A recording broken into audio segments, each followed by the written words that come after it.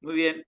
Entonces, recapitulando un poquito, estuvimos platicando, aquí en el corto, sobre la implicación tecnológica, sobre todas estas circunstancias que están sucediendo con esta misma, y cómo eso también va a cambiar un poquito la educación y la manera de hacer empresas. Es decir, pues, está en boca de todos estos dilemas éticos. Hace un poquito vi en Shark Tank, de estos programas que están en internet, lo pueden ver incluso en YouTube, una chica que ponía una empresa de hacer tareas.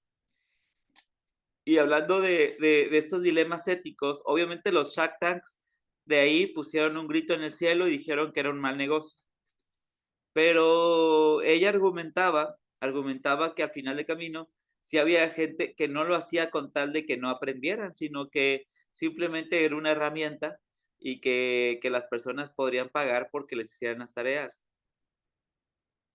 Lo que viene a reflexión, y es justo lo que estaba platicando hace ratito con Esteban, pero no estaba grabado, en el del quién es el que debería establecer las reglas éticas, la empresa que lo genera, es decir, por ejemplo, estábamos hablando por ejemplo, a casinos, por llamarlo así, o en este caso el consumidor con sus reglas morales, es decir, ¿a quién deberíamos condenar en que no cumple las reglas o compromisos sociales y morales como tal? ¿A la empresa que genera las condiciones para que las personas tengan o posiblemente generen una pereza que puede generar que otra persona te haga la tarea?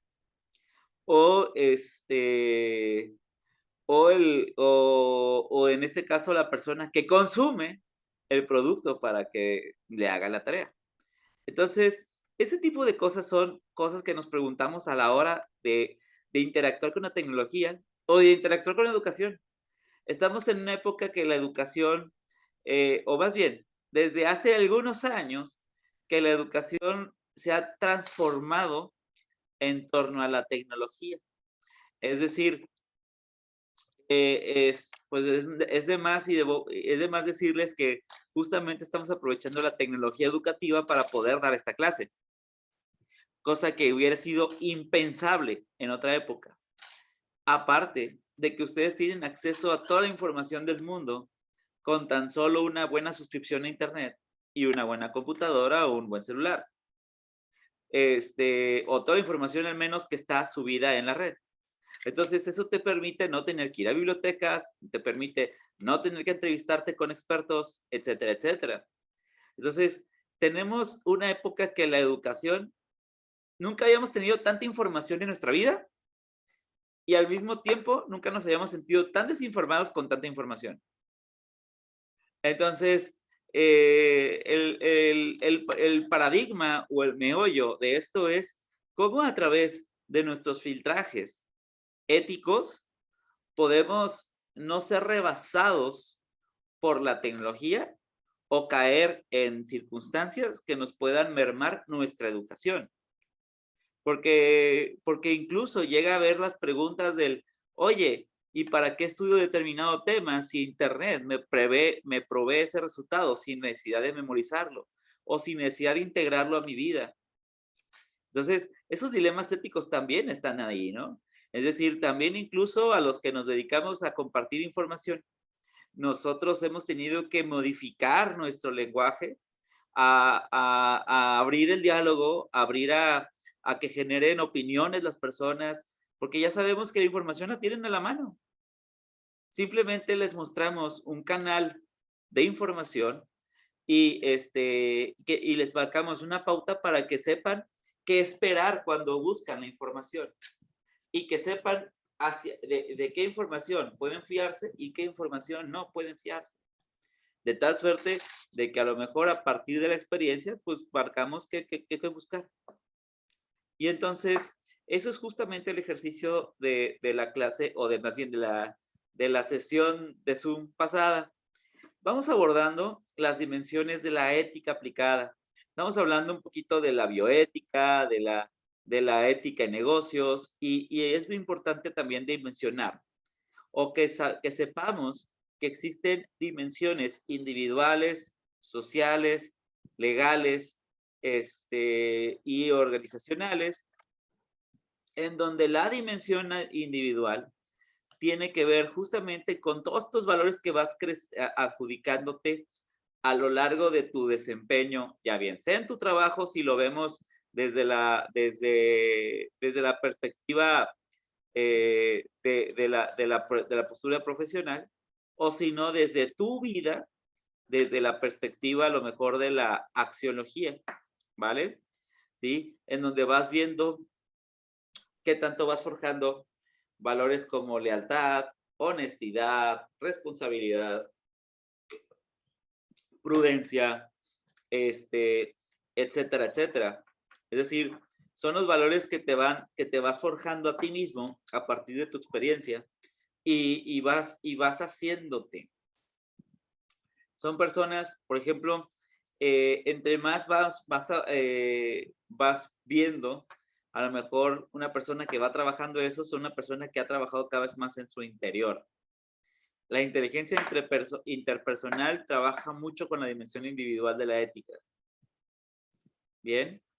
Por otro lado está la dimensión social, que se refiere al comportamiento de la misma persona en relación a la sociedad, lo que estamos platicando en la primera parte de la sesión del día de hoy, en donde estuvimos hablando de estos caracteres de personalidad. Que ojo, lo platicamos desde la parte más extrema de la adaptación social. Pero no hablamos también que el individuo va teniendo roles sociales dependiendo de su edad. Piénsenlo, ¿quién de aquí tiene más de 18 años y tiene menos? Bueno, no. ¿Quién tiene más de 18 años? ¿O más de 30? Ok. Bien. ¿Qué se nos dice? ¿Qué se nos dice a Fátima Esteban? Chicos, ¿qué se nos dice a nosotros, los de más de 30? Cuando vamos, por ejemplo, imagínense que se van de antro. Es decir, se me van de bar a un bar en donde, no sé, ¿qué les gusta? ¿La Boquita? ¿O les gusta, qué otro bar les gusta? ¿Quién es otro que es Boquita, pero es parecido, que está de moda? Bueno, un bar de estos. Botanero o DMT. Ándale, un DMT como sea, ¿no? Pero, por ejemplo, si estás de bar y está en el reggaetón y estás con todo el reggaetón, ¿no? Que es una frase que a lo mejor personas que no son de nuestra edad nos podrían decir despectivamente. Escuché por ahí nada más escuché tus labios, o los vi, pero no los escuché completamente. Digo, ahí está un chavorruco. Esa palabrita. Esa palabra de chavorruco justamente habla de una dimensión social de la ética. ¿Sí? Es decir, vamos asignando ciertos valores a cierta edad. Es decir, un chavo de 18 o a 20 y tantos años le adjudica que una persona de 30 se deberá comportar de una manera. O una persona de 40 de otra manera. ¿Sí? O cuántas veces nos imaginamos personas en sus 60 que tienen que ser súper sabelotodos y no necesariamente, o súper religiosos y no necesariamente, pero le vamos asignando una serie de valores como estereotipos, en donde decimos, de aquí para acá, y se vale que la persona a cualquier edad de su vida disfrute y se ponga a bailar. Claro que sí. No está en contra de la ley, pero la misma sociedad te va marcando la pauta de qué tienes que ser. O imagínate, pues no sé, hay que cambiarla, ¿no? Un chavito de 18 años haciendo algo de, no sé, jugando bingo. Es como, espérate, como que no sé, algunos podrían decir, no, espérate, ese no es tu juego. ¿sí? Entonces nos vamos asignando roles, o incluso, disculpa que me meta en problemas con los roles de género. Teníamos tiempo en donde antes asignábamos para cada tipo de género le asignábamos un tipo de actividad, ¿sí? Y en donde teníamos que esa pauta, esta persona se tiene que dedicar a esto porque así le tocó, ¿sí? O por ejemplo, cuando escucho la palabra albañil, ¿de qué género me estoy refiriendo? ¿Sí? Y yo siempre digo en mis discursos, discúlpenme, pero estoy seguro que va a haber muchas mujeres que son mucho más fuertes que yo. ¿Sí? Y que le pueden hacer la albañileada sin problema. Pero ya asignamos también un rol de género y eso tiene que ver una dimensión social.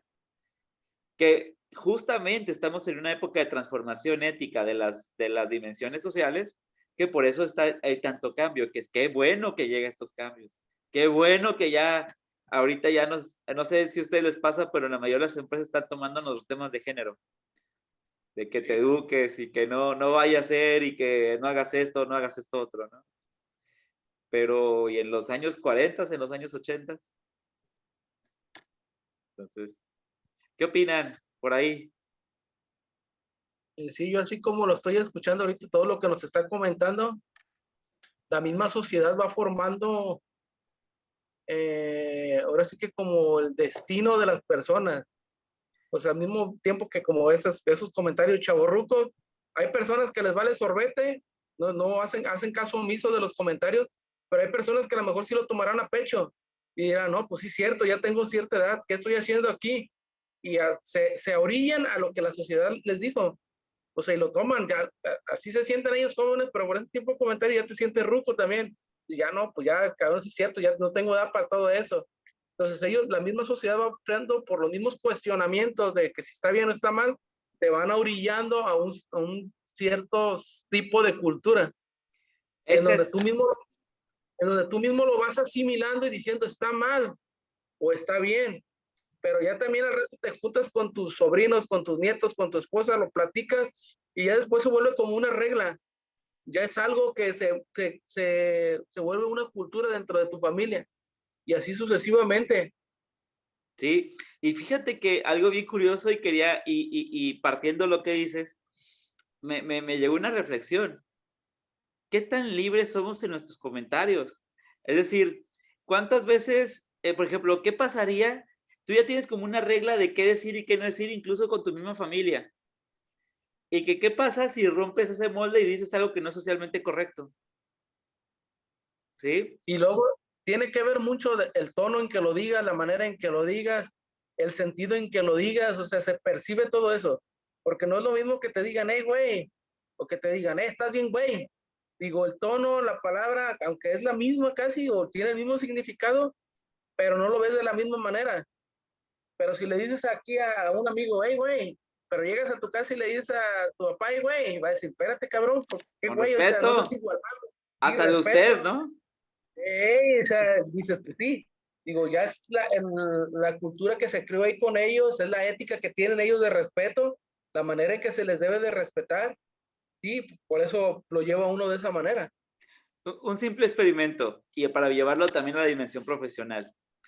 Un simple experimento. Si quieren entrarle, si no, nada más piensen en el resultado.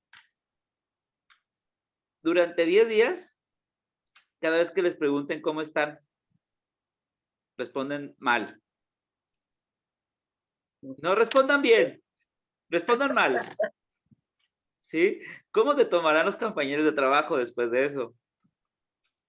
Al principio, yo creo que lo van a empezar a tomar como una broma, pero la segunda o tercera vez que les empieces a volver a contestar mal, hasta te van a parar y te van a preguntar, güey, pero ¿por qué estás mal? ¿Qué tienes? ¿Qué te sucede? ¿Qué te ha pasado?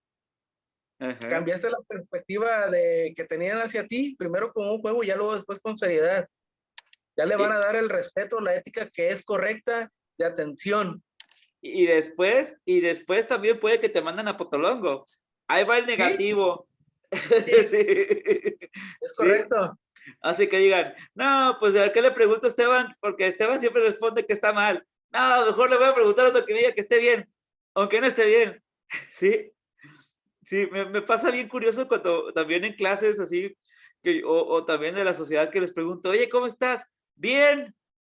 Ah, qué bueno. ¿Y cómo estás de salud? Fíjate que de la patada porque me está dando gripe, porque está haciendo... Entonces, ¿por qué respondiste bien? ¿Sí? O, oye, estoy bien, ¿no? Y esto, no, pues espérate, es que estoy triste y esto. Entonces, ¿por qué respondiste que estás bien? Entonces, es una respuesta social que la tenemos, pero súper metidísima en la sociedad mexicana. O sea, respondemos bien, aunque no estemos bien, ¿sí? Entonces, ese tipo de cosas son la parte que van moldeando la conducta como tal. ¿Sí, Fátima? Pero también hay personas que son muy negativas, Claro. que les preguntas, oye, ¿cómo estás? No, y luego te empiezan a contar todas sus quejas y todas sus penas. Y si te la vuelves a encontrar, no sé, 3 veces a la semana, o por ejemplo, si es parte de tu familia, que sea tu tía, que sea, bueno, siempre te cuenta tus penas y ya dices, no, sabes que ya no le voy a preguntar cómo está porque siempre se está quejando. Es la clásica que le saca la vuelta, ¿no? Dices, no, a esta tía mejor me le alejo. No vaya a ser que me diga eso. Porque justamente es eso, generar ruido no es algo que nos guste socialmente. Y también estas personas ganan de eso. ¿Sí, Esteban? Y fíjese, profe, de referente así como ese tipo de comentario, lo podemos tomar en las mismas empresas también. O sea, desde que estás laborando y todo eso y tu resultado, no, pues es que siempre sales mal, es que esto lo haces mal, es que esto, o sea, las palabras, si no cuidan la ética, la manera en que te la dicen, el respeto que mereces, pues también te puede llegar a tener un ambiente laboral estresante, presionante, de rotación de personal. O sea, tienes que tener las palabras correctas de decirle y no todos le vas a decir de la misma manera, porque no todos entienden de la misma manera. O sea, a unas Correctísimo. personas con palabras que te entiendan realmente lo que les quieres decir, dependiendo si sea eh, visual su atención o auditiva, si a otras personas a lo mejor con presentaciones, con imágenes de esta información, fíjate qué es lo que ha ocurrido de tu trabajo, los resultados que has generado, vamos buscando la manera de cómo revertirlos, no nomás ese, pues estás mal, estás saliendo mal, tú echas a perder el número, porque pues todo eso afecta dentro de una organización también. ¿No sé si te ha pasado que conoces en tu misma organización personas que como que atraen más personas y a personas que repelen a otras personas? Sí, en sí lo he vivido en carne propia, dijeron por ahí, pero en el sentido de que te crean una idea, te crean, te crean una idea de una persona, tanto que te la dicen, te la crees, pero cuando empiezas a platicar con esa persona, a dialogar, a escucharlo, pues sabes que es todo lo contrario, casi es lo contrario a lo que te dijeron de él. Y cuando escuchas a la persona esa que te estaba diciendo y habla de la otra persona, no es lo mismo que te expresa, o sea, no te dice, es que está mal, y no, ha de tener alguna situación por la cual él se expresa así de nosotros, hay que entenderlo, hay que ver la manera de cómo lo podemos ayudar, de que no se orille. Digo, ¿cómo son dos maneras de pensar, dos maneras de hablar de cada uno? Y sobre todo, hacia dónde hacen que las personas cambien. Sí. Y justo, me encanta, chicos, me encanta, Esteban, lo que estás comentando.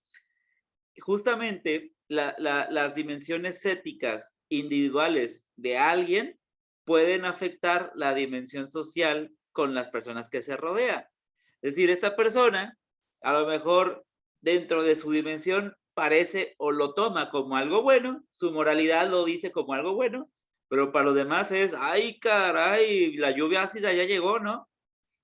Porque anda echándose a todos en cuanto a críticas. Entonces, ahí puede perjudicar un ambiente laboral, a lo que estoy entendiendo, ¿eh? O sea, que hay uno que se la pasaba criticando que como que manchaba a todos, ¿no?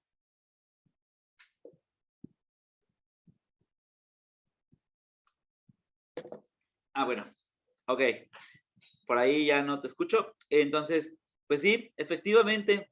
Entonces, vean lo importante de las dimensiones. Está la dimensión también legal, es decir, la profesional es la de tu relación laboral, y la dimensión legal pues tiene que ver con estas leyes, con estas normas que van teniendo la sociedad. Es decir, pues el reglamento de nosotros pues ya vamos más o menos sabiendo y lo vamos integrando. Por ejemplo, en México tenemos que pagar impuestos, tenemos que portarnos bien, de no robar, de tratar de ser responsables y ser fieles en el sentido laboral, porque en México en el sentido laboral se respeta mucho eso, respetar a nuestros mayores. Creo que es una de las culturas que más respetan a nuestros mayores. Por ejemplo, incluso valores religiosos también por ahí entran, pero no está en la ley. Pero lo que quiero decir es que vamos al artículo o vamos a la Constitución y a la dimensión legal. Pero esta misma Constitución no es exactamente igual a todas las constituciones. Hay constituciones que son muchísimo más rígidas y hay otras que son muchísimo más blandas. Es decir, por ejemplo, nosotros nos enteramos de la Copa del Mundo de Qatar, ¿no? Que decían, pues ahí está prohibido tomar, pero vamos a hacer los ojos ciegos tantito. O aquí, cuando hablaban de Singapur, Singapur tiene prohibido hasta tirar un chicle. Por otro lado, vamos al otro extremo. En China, no está tan mal visto que un niño orine en la calle. Es decir, si un niño tiene ganas de hacer pipí, no está mal visto que simplemente orine en la calle. O no está mal visto que se escupa en la calle. Entonces, eso también nos deja shock. No está en nuestras leyes, pero también tenemos nuestra propia dimensión legal que vamos juzgando lo que está bien y lo que está mal. ¿Sí? Entonces, la bronca de viajar o la bronca de, si no viajamos, pues la bronca de conocer otras culturas tiene que ver con descubrir que las dimensiones legales tampoco son universales. Hay unas que son la rama común, pero todo el bello mundo es bien diferente en sus particularidades. En sus diferentes naciones tenemos cosas bien diferentes unas de los otros. Entonces la dimensión legal también entra. Bien, a partir de eso también, pues se va generando el código ético en este caso, de cada país, de cada zona, etcétera. Y el código ético es este principio, son una serie de códigos y normas que no necesariamente tiene que estar en una ley, ¿sí? Y que van dando lo que es el código de conducta o la manera en que se debería desempeñar. En este caso, por hablar de profesiones, un profesionista. Muy bien. Dentro del código de ético, pues hay diferentes normativas o hay diferentes propuestas como tal. Y aquí en estas diapositivas que pronto las van a tener, nada más, creo que pasé semana 1 ya las pasé, de semana 2 también las paso al final de la sesión. Son diferentes códigos que sean importantes que los vayamos teniendo. Estos son unos cuantos del país que tenemos que son importantes pues para poderlo revisar. Uno de ellos es que sepan que existe un código de ética de servidores públicos. En este caso del gobierno federal, hay un código de ética de qué manera en teoría deberían tener las normas de conducta y los valores éticos como tal, para la hora de hacerlo. En caso de que incurrieran, incluso en algunos de estos tienen penalidades. Los abogados tienen su propio código de ética, y en donde ponen la manera en la cual deberían orientarse. En algunos casos pueden revocar la licencia. Es decir, ¿tu licencia es 100% segura? No. Te la pueden revocar a partir de un acto totalmente indebido, en donde digan, pues, ¿sabes qué? Esta cuate está haciendo mal uso o está haciendo una mala práctica de lo que debería ser un abogado, por ejemplo, y te la pueden quitar. ¿Sí? Aquí sí tiene que pasar algo bien cañón, pero sí la pueden quitar como mala práctica. ¿Sí? La Asociación Mexicana de Agencias de Publicidad, mismo caso, son todas las normas éticas que deben de caer las agencias de publicidad, en donde pues tiene que ver con la honestidad, la responsabilidad social y la legalidad. Dejo mi asterisco por simplemente lo que veo. Es decir, ahorita se está persiguiendo mucho lo que es la publicidad engañosa. Pero por otro lado, sí he llegado a ver todavía prácticas de publicidad engañosa y no he visto agencias de publicidad que caigan con redes sus cabezas. Pero creo que de alguna manera hay hasta entre ellos que a veces, si pueden para hacer prácticas engañosas, hay ciertos límites de no llegar a ciertos grados de estafa o ciertos grados de cosas para dar algo que realmente no son. Bien. Otro que es el CONAPRED, que sí es muy mencionado, es el Consejo Nacional para Prevenir la Discriminación. Pues tiene que ver con algunas normas que te van dando, unas normas sociales para prevenir actitudes que puedan herir a otras personas o que puedan ser sujetas de broncas con las minorías. Para el quien no lo ubique, no sé si se ubicaron el caso Chumel Torres. Sí, cuando Chumel Torres lo iba a dar una plática y que con APRED y siempre no. Lavar no es lo mismo que desinfectar. Ajá, Daniel. Sí, sí lo ubico, profe. Ah, perverso. Ok, entonces, sí, pues ese fue el del CONAPRED, en donde Chumel iba a dar una plática de no discriminación y empezaron a ver los tiquitingues y los tiquitangas para decir que Chumel tiene prácticas racistas. Y pues en parte de su humor sí. Él argumentaba que su humor era así, que no precisamente estaba hablando mal de una minoría. Pero sí estás muy subido de tono y por eso en su momento no entró dentro de una plática del código de CONAPRED. Pero para que sepan cuál es, o sea, es el que está ahí buscando prevenir la discriminación. Lo estaban a punto de tumbar ahorita con el gobierno de AMLO como tal. Entonces ahí está todavía por ahí vigente, medio muerto, pero ahí sigue. Muy bien, entonces está también dentro del código ético algunos valores que quiero compartirles del código de ética de administradores, porque los administradores tenemos una serie de cosas que tenemos que tener y dentro de lo que tenemos que buscar como administradores, la primordial es la responsabilidad, es decir, buscar que nuestros conflictos los resolvamos o que busquemos actuar con diligencia, es decir, que estemos al objetivo y con cierto grado de profesionalismo, tratando de evitar los conflictos de interés.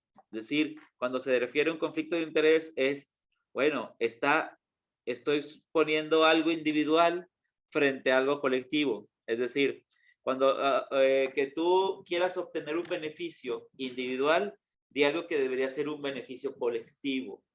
Tú te enteras, por ejemplo, de una convocatoria que puede generar mucho dinero y dices, oye, pues si no le digo absolutamente a nadie, me llevo yo el chivo.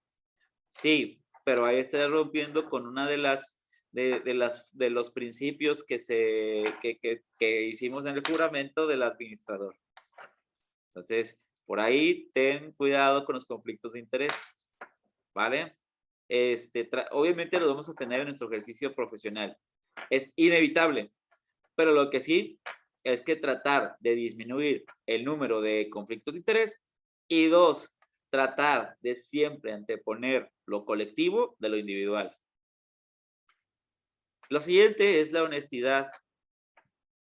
Creo que estamos en un mundo en que la honestidad se paga con creces y estamos en un mundo en donde la honestidad no muchas personas la practican y otras personas no la entienden. Es decir, la honestidad no se refiere con agresividad, pero no, la honestidad tampoco se refiere con callar las cosas y después buscarlas.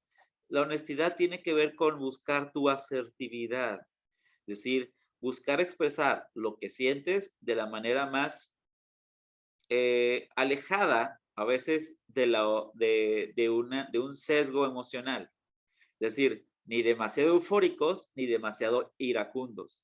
La honestidad tiene que ver con buscar ese medio de comunicación y tratar de ser congruente con lo que sientes, sin tratar de dañar al otro individuo. buscando siempre el crecimiento, ¿vale?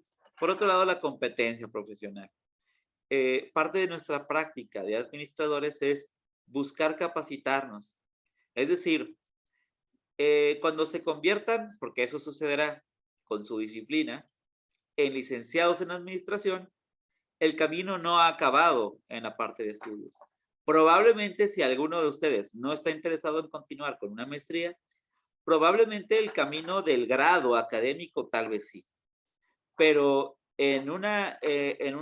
siendo ya como un licenciado, es parte de nuestro ejercicio profesional es tratar de actualizarnos casi a diario. Es decir, buscar qué cosas está sucediendo en alrededor del mundo y qué cosas están cambiando la profesión como tal. Ojo, bueno, tal vez no lo hagas diario, pues, pero que lo hagas aunque sea una vez al año, que busques una capacitación, que busques algo nuevo y que en lo que pues, vayas ejerciendo tu administración como tal. Ese tipo de cosas van a ir mejorando poco a poco tu skill set y va a ir mejorándote en la profesión. Muy bien. Chicos, nos volvemos a conectar. Ya me dice aquí que me queda menos de 20 segundos. Entonces, nos vamos a conectar.